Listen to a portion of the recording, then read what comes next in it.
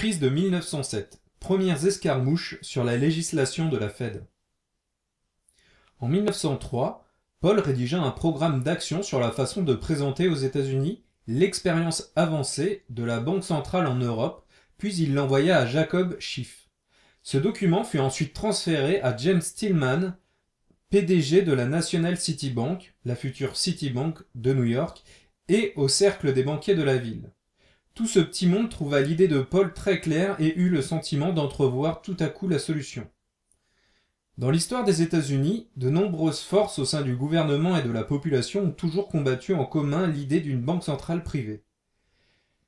Les banquiers new-yorkais avaient mauvaise réputation, tant au sein des milieux industriels que des petites et moyennes entreprises. Les membres du Congrès fuyaient comme la peste n'importe quelle proposition des banquiers relative à la création d'une banque centrale privée. Dans un tel climat politique, faire passer une loi établissant une banque centrale privée pouvait paraître infaisable. Afin d'inverser ce rapport de force défavorable, les banquiers eurent l'idée de concevoir une énorme crise financière. Tout d'abord, on prépara le terrain psychologique avec une campagne de propagande sur les nouveaux concepts financiers. Le 6 janvier 1907, un article de Paul Warburg est publié dans la presse. Il s'intitule « Défauts et besoins de notre système bancaire ». Dès lors, Paul devient le chef de file médiatique des partisans de la banque centrale privée. Peu de temps après, Jacob Schiff déclare à la Chambre de commerce de New York « Si nous n'avons aucune banque centrale qui surveille suffisamment le financement du crédit, ce pays connaîtra la plus sévère et la plus profonde crise monétaire de son histoire. » Il n'y a pas de fumée sans feu. S'appuyant sur leurs expériences de 1837, 1857, 1873, 1884 et 1893, les banquiers savaient que la surchauffe de l'économie finirait par leur être favorable. C'est aussi le résultat inévitable de l'assouplissement monétaire continu. Au sens figuré, le processus dans son ensemble peut être vu comme des banquiers élevant des poissons dans un étang. Quand ils ajoutent de l'eau dans cet étang, c'est l'assouplissement monétaire, l'injection massive d'argent dans l'économie. Quand il y a de l'argent partout, alors tout le monde, attiré par l'appât du gain, travaille jour et nuit. Le travail produit de la richesse, les poissons dans l'étang s'efforcent d'absorber tous les nutriments possibles et deviennent de plus en plus gros. Lorsque les banquiers décident que le temps des récoltes est venu, ils provoquent un soudain resserrement monétaire, commencent à pomper l'eau de l'étang et les poissons n'ont plus qu'à attendre désespérément d'être capturés. Quand on commença à pomper l'eau et à prendre les poissons au filet, seuls quelques oligarques de la finance savaient qu'après la mise en place d'une banque centrale privée, ils contrôleraient encore plus facilement l'adjonction d'eau et son pompage et que les récoltes gagneraient en précision. Le développement de l'économie, puis sa récession, l'accumulation de richesses puis leur évaporation sont les résultats méthodiques d'une forme d'élevage scientifique. Morgan et les banquiers internationaux calculaient avec précision les résultats de cet ouragan financier. Tout d'abord, on provoquait des secousses dans la société américaine afin de démontrer la vulnérabilité d'une société dépourvue de banque centrale. Ensuite, on gelait la petite et moyenne concurrence, en particulier les compagnies fiduciaires d'investissement dont se méfiaient les banquiers, et on l'annexait. À l'occasion de ce processus, on peut aussi s'emparer de certaines grandes sociétés convoitées depuis longtemps. Les fiduciaires d'investissement bénéficiaient à l'époque d'une réglementation très souple et poursuivaient de nombreuses activités professionnelles que les banques ne contrôlaient pas. Cet état de fait a conduit à une absorption démesurée de capital social et à des investissements dans des industries à haut risque ou sur le marché boursier.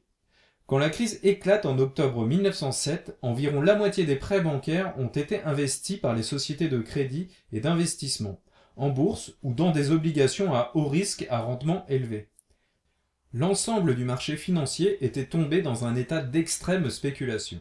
Pendant les quelques mois qui précédèrent la crise, Morgan, ouvrez les guillemets, passait des vacances, fermez les guillemets, entre Londres et Paris. Il n'est rentré aux États-Unis qu'après que la planification des banquiers internationaux eût été soigneusement orchestrée.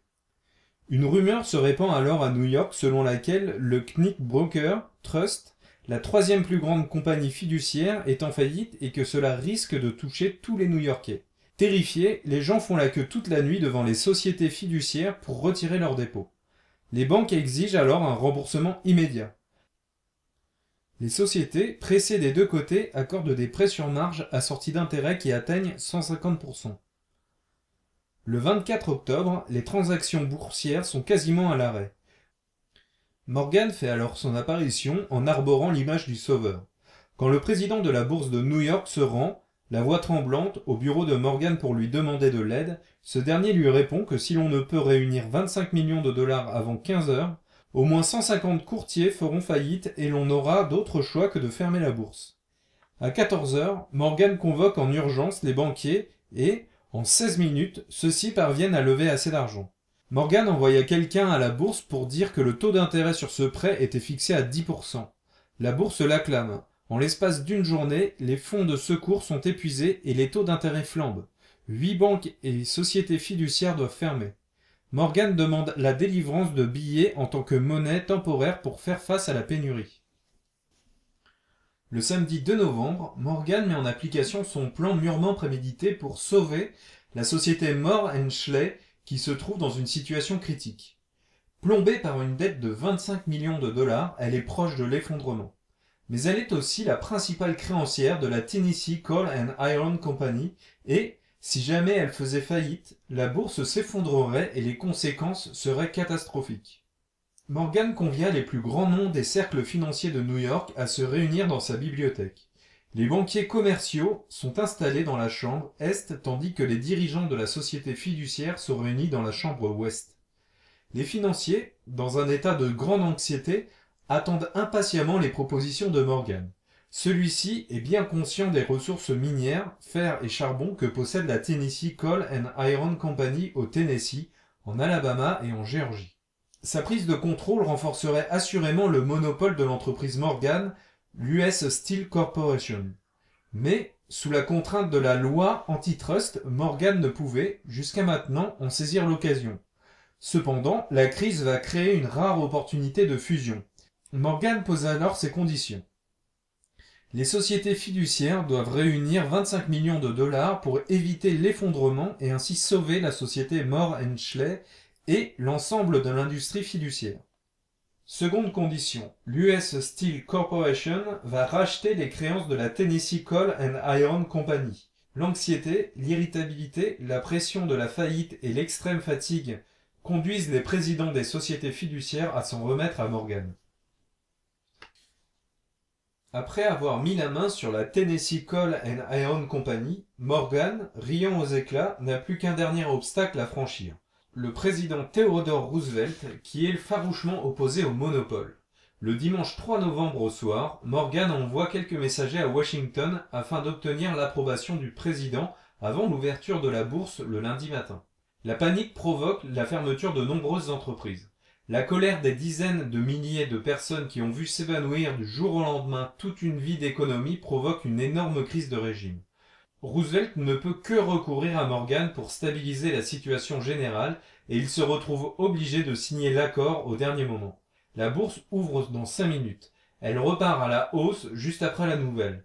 Morgan avala à un prix dérisoire, 45 millions de dollars, la Tennessee Coal and Iron Company, dont la valeur potentielle, selon John Moody, était d'au moins 1 milliard de dollars.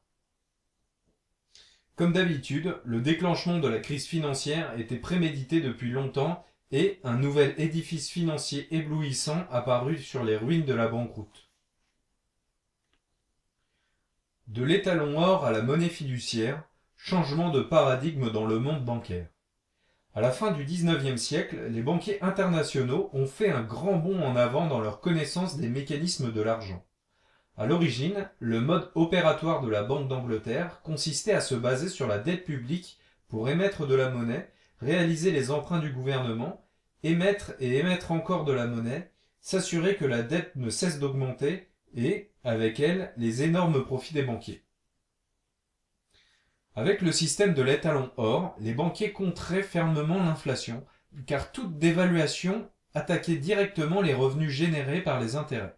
Gagner de l'argent en prêtant à intérêt est une méthode encore peu primitive, dont le principal inconvénient réside dans la lenteur du rythme d'accumulation de la richesse, même en utilisant le système de réserve fractionnaire. Bien évidemment, cela est très insuffisant pour répondre à l'appétit vorace des banquiers. En effet, l'or et l'argent augmentent lentement, ce qui revient à fixer une limite sur le montant total des crédits bancaires. Les banquiers des 19e et 20e siècles ont élaboré un système plus complexe et plus efficace de monnaie fiduciaire. Celle-ci se débarrasse des contraintes rigides de l'or et de l'argent pour organiser le crédit, et le contrôle de la monnaie devient plus flexible et secret. Quand les banquiers ont commencé à comprendre qu'obtenir des revenus grâce à une augmentation illimitée de la masse monétaire est de loin plus efficace que le grignotage des intérêts par l'inflation, ils sont devenus les plus farouches partisans de la monnaie fiduciaire. Grâce à une soudaine émission de monnaie, les banquiers pouvaient dépouiller les épargnants de leurs richesses dans tout le pays. Contrairement à la vente forcée des biens d'autrui, l'inflation est un système beaucoup plus civilisé. Il est beaucoup plus discret et provoque infiniment moins de résistance dans la population. Sous l'impulsion des banquiers, l'économie inflationniste a été pilotée comme un jeu mathématique. L'augmentation du nombre des billets de banque en circulation, conduisant à l'inflation monétaire, fut remplacée par la théorie de l'inflation généralisée des prix.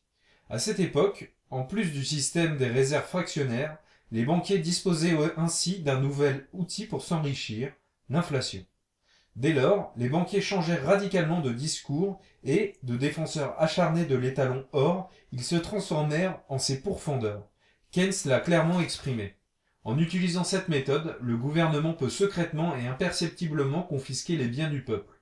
Même une personne sur 1 million ne pourrait se rendre compte de ce vol. Pour être plus précis, quand les États-Unis ont utilisé cette méthode, il s'agissait en fait de la Fed et non du gouvernement. Le signal des élections présidentielles de 1912. Mardi, M. Woodrow Wilson sera élu gouverneur de votre État, le New Jersey. Il ne va pas terminer son mandat. En novembre 1912, il sera élu président des États-Unis.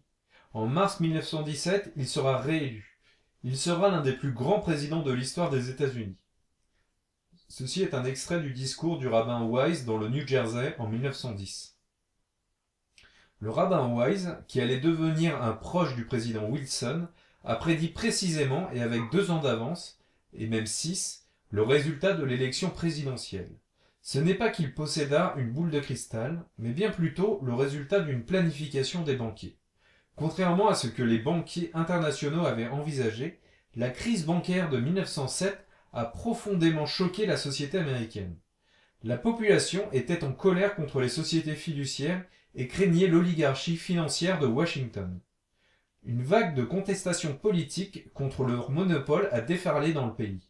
Woodrow Wilson, président de l'université de Princeton, était un militant connu pour son opposition au monopole financier. Vanderlip, président de la National City Bank, déclarait : « J'ai écrit une lettre pour inviter M. Wilson de Princeton à un dîner et y prononcer un discours. Pour lui faire savoir qu'il s'agissait d'une occasion importante, j'ai mentionné que le sénateur Aldrich était également invité et qu'il prononcerait lui aussi un discours. La réponse de mon ami le docteur Wilson m'a surpris. Il m'a fait savoir qu'il ne ferait pas de discours au même pupitre que le sénateur Aldrich. » Le sénateur Nelson Aldrich avait le bras très long. 40 années de carrière au Congrès, sénateur pendant 36 ans et puissant président de la commission des finances du Sénat. Beau-père de John Rockefeller, il fréquentait beaucoup les banquiers de Washington. En 1908, il proposa qu'en cas d'urgence, les banques puissent émettre des devises et que les obligations des chemins de fer et du gouvernement, au niveau national, au niveau des États et au niveau local, servent de garantie. Dans cette configuration, le risque était supporté par le gouvernement et le peuple, tandis que les bénéfices allaient uniquement aux banquiers. Les initiés ne pouvaient qu'admirer les manœuvres de Wall Street. Cette loi est appelée l'Emergency Currency Act, qui conduira 5 ans plus tard au Federal Reserve Act. Aldrich est alors considéré à l'époque comme le porte-parole des banquiers. Woodrow Wilson, diplômé de l'université de Princeton en 1879, a poursuivi des études de droit à l'université de Virginie. En 1886, il obtient son doctorat à l'université de Johns Hopkins et, en 1902, il devient président de l'université de Princeton. Le pédant Wilson était célèbre pour ses diatribes contre l'oligarchie bancaire. Ses succès universitaires et son idéalisme ne suffisaient cependant pas à combler ses énormes lacunes en matière de théorie financière. En fait, il ne comprenait rien du tout aux pratiques concrètes du monde de Wall Street. De leur côté, les banquiers appréciaient beaucoup de pouvoir utiliser Wilson pour avancer masqué. C'était un personnage public et un militant bien connu contre le monopole financier, qui possédait une image pure et fraîche, un diamant rare à l'état pur. Les banquiers misèrent sur lui une importante somme d'argent et il fut soigneusement sculpté et façonné pour être mieux utilisé. Son approche fut facilitée par un certain Cleveland Dodge, directeur de la National City Bank de New York et un ancien camarade de classe de Wilson à l'université de Princeton. Quand Wilson accéda plutôt facilement en 1902 au poste de président de l'université, c'était en fait grâce à l'aide du riche et puissant Dodge. Peu de temps après, ce dernier commença à faire courir des bruits à Washington que Wilson ferait un bon président pour le pays. Un président d'université qui n'avait que quelques années d'expérience était alors salué comme un candidat sérieux à la présidentielle. Wilson cachait sa joie, d'autant qu'il comprenait désormais le prix à payer pour devenir une vedette, à savoir pactiser discrètement avec Wall Street. En effet, grâce au parrainage des poids lourds de la finance new-yorkaise, Wilson est élu en 1910 gouverneur du New Jersey. Même s'il continue de critiquer publiquement le monopole des banquiers, il sait désormais qu'il leur doit sa position actuelle et son avenir en politique. En remerciement, les attaques des banquiers contre lui sont étonnamment tolérantes et modérées, les deux parties faisant preuve d'une entente tacite et subtile. La réputation de Wilson augmente à mesure que les banquiers financent sa campagne présidentielle. Dodge met en place un bureau de collecte de fonds pour son ami au 42 Broadway. Il lui crée également un compte de campagne et y dépose un premier chèque de $1000. Très vite, Wilson reçoit un gros financement du lobby bancaire, dont les 2/3 proviennent des 7 grands noms de Wall Street.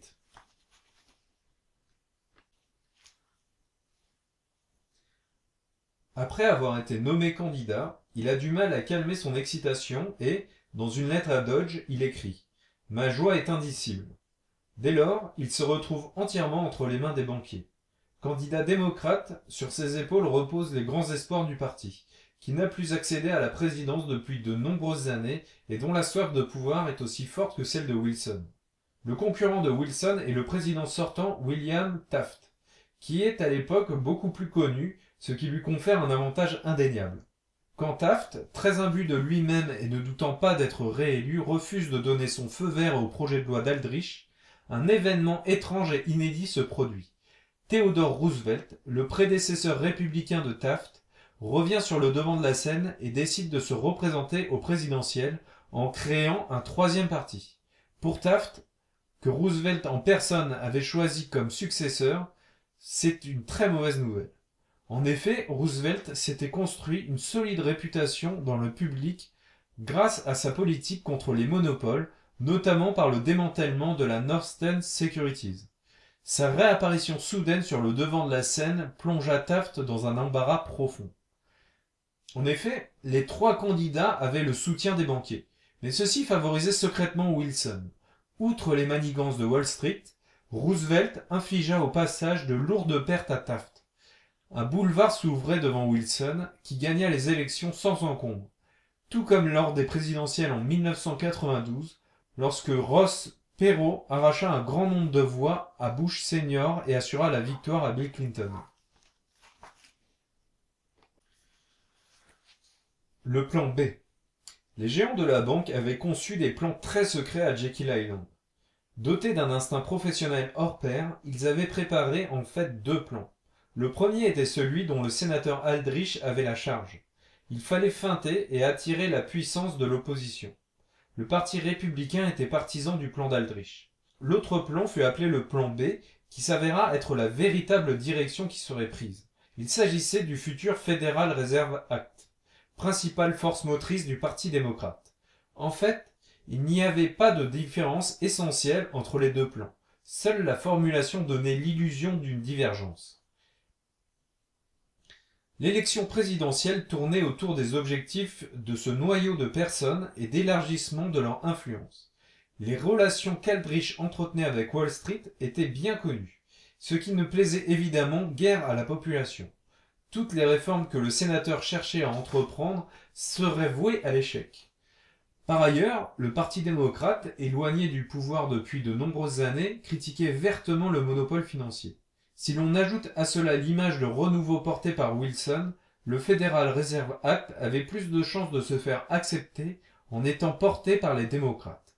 La crise de 1907 avait subtilement introduit un consensus bipartite sur la nécessaire réforme du système financier. Dans un deuxième temps, pour mieux épouser et berner l'opinion publique, les banquiers durent sacrifier le parti républicain au profit du parti démocrate. Afin de semer la confusion, les banquiers mirent au point une ruse ingénieuse. Ils poussèrent les deux grands partis politiques à s'attaquer mutuellement alors qu'ils soutenaient en fait le même contenu. Le sénateur Aldrich prit la tête de cette pseudo-bataille, accusant le parti démocrate d'être hostile aux banques, clamant que toutes les politiques qui déviaient de l'étalon or représentaient une menace non seulement pour les banques, mais aussi pour le gouvernement. Le 23 octobre 1913, le magazine The Nation écrivait: